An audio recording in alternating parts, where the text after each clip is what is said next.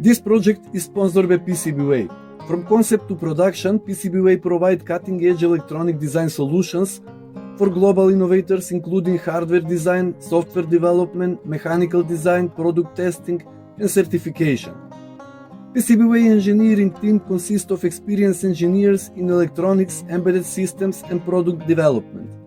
They successfully delivered hundreds of projects across industries such as medical devices, industrial automation, consumer electronics, smart home, and IoT.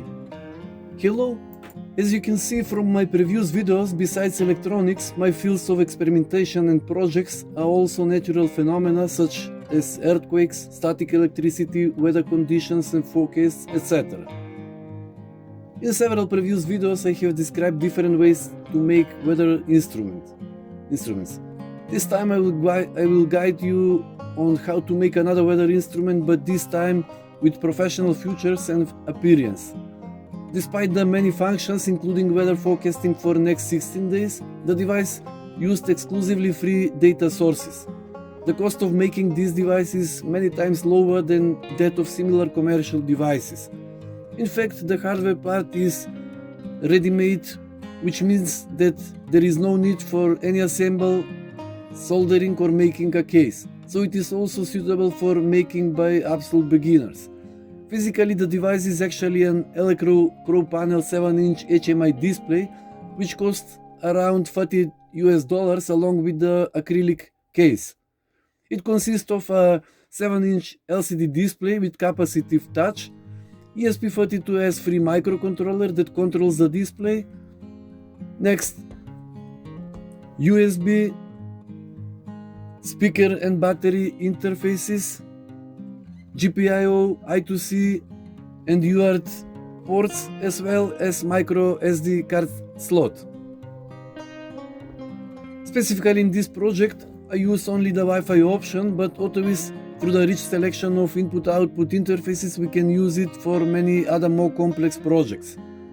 First, let's go into a little more detail on how to install the software, because that's the only things we need to do well to turn this display module into a professional weather dashboard. According to the manufacturer's instructions, we need to install ESP32 core version 2.0.14. Then in the board manager, we need to select board ESP32S3 dev module.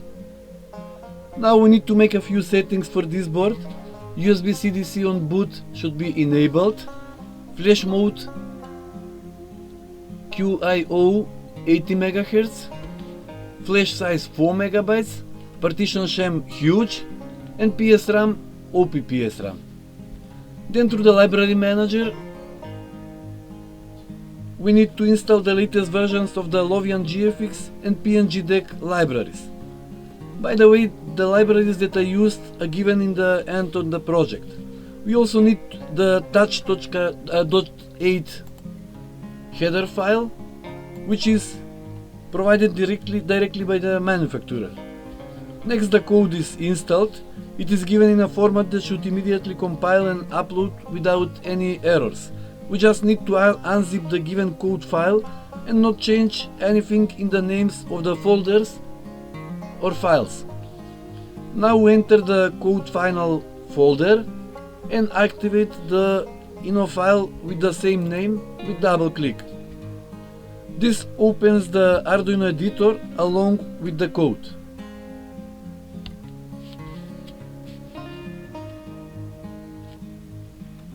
Next, in the code we need to enter some informations. Wi-Fi credentials from our local Wi-Fi network. Then latitude and longitude for the place to which the dashboard viewer refers, and OpenWeather Map API key. Let me mention that this API key is only used for displaying maps and is completely free, so you can create it on their website in a few minutes. For the current and 16-day weather forecast, data from the Open-Meteo website is used and no registration is required for them. The exact time is downloaded for NTP server. Now we press compile and then upload. If everything is compiled without errors, that's it. We have successfully completed the project. The most interesting part follows: a description of how it works and a demonstration of all functions and options. By turning on the module, the message connecting to internet appears and then connected. This is followed by the loading map message, which takes a little longer for the following reasons. The map and the map layers are composed of 6 individual squares that are merged into one complete image. Those 6 small images are downloaded, compressed, and then decoded with the PNG-DEC library. So the map image that we see on the display is composed of 6 smaller images, 2 rows with 3 images all.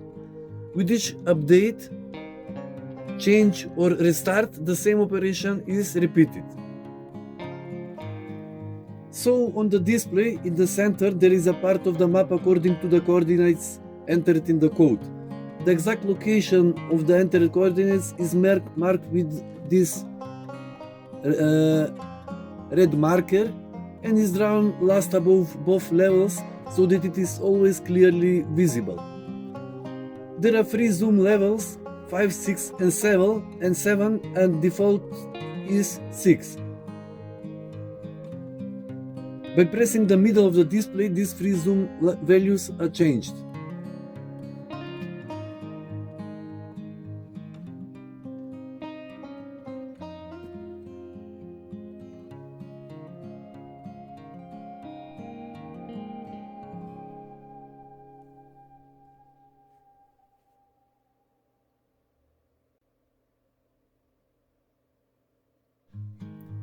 The default background map is dark, and by pressing the clock we can choose between 3 modes: dark, topo or OpenStreetMap.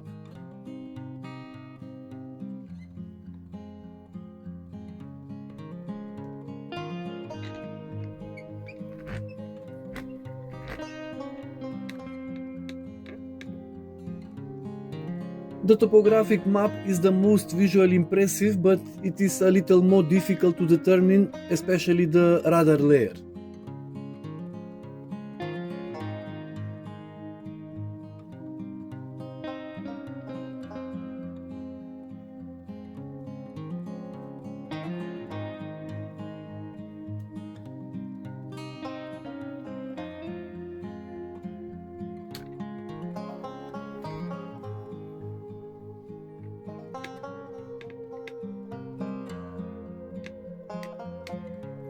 The dark background map is the simplest, but also the most readable in terms of interpreting the meteorological conditions.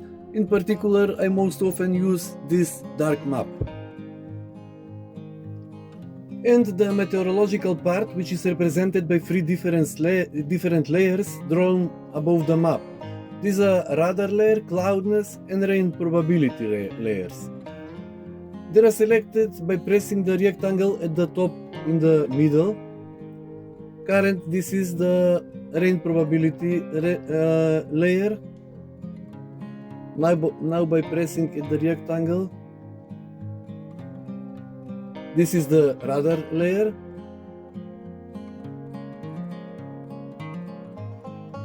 And at the end, this is the cloudiness layer. Now let's move on to the other functions and accessories. At the top left is the strength of the Wi-Fi signal received by the device, as well as my nickname. In the middle, the meteorological layer above the map, and at the very top right is the current date. At the bottom left is the name of the location marked with the marker, and on the right the type of background map. At the bottom, in the middle, in a large rectangle, there is a clearly readable clock and the current temperature in yellow. To the left of the clock is today's forecast morning noon, and evening with predicted temperature, and on the right is the forecast for the next 3 days with the predicted minimum and maximum temperatures. The weather conditions is displayed with 7 different types of appropriate icons, namely sunny, partly cloudy, mostly cloudy, rain, heavy rain, and snow. On the far left of the display is a vertical bar with 2 functions. The weather information is updated every 10 minutes. In the bar, one small bar is drawn upwards approximately every 5 seconds, so it takes 10 minutes for the entire bar to fill. The filling of the bar actually shows the time that has passed since the last update. The other function is the regulation of the display backlight, either continuously or in steps.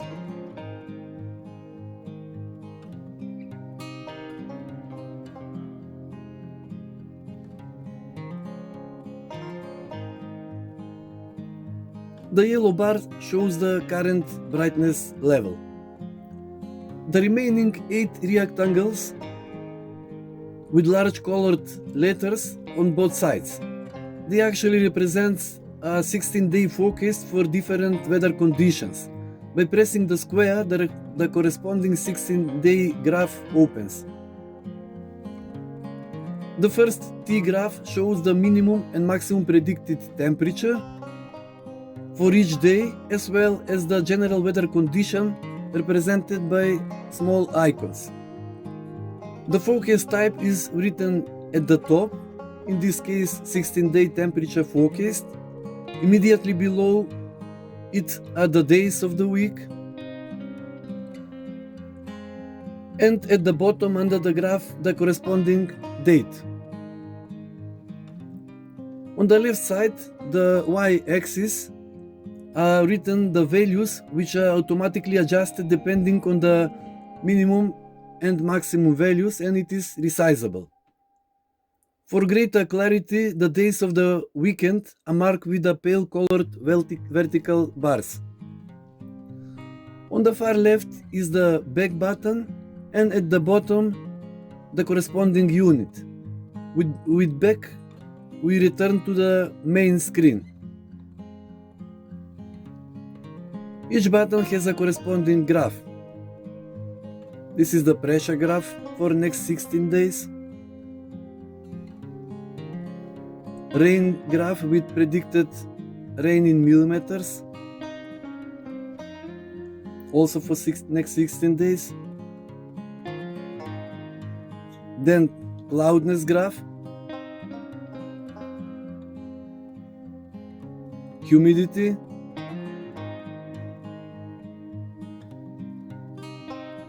this is wind speed forecast for next 16 days. Ultraviolet index, and 16-day shortwave radiation forecast for shortwave radio listeners.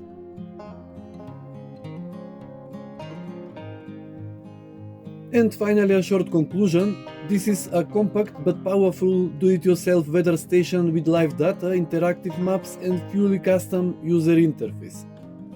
I would like to mention that instead of those 8, you can download some of the 50 parameters that are freely available on the Open-Meteo site with minimal changes to the code.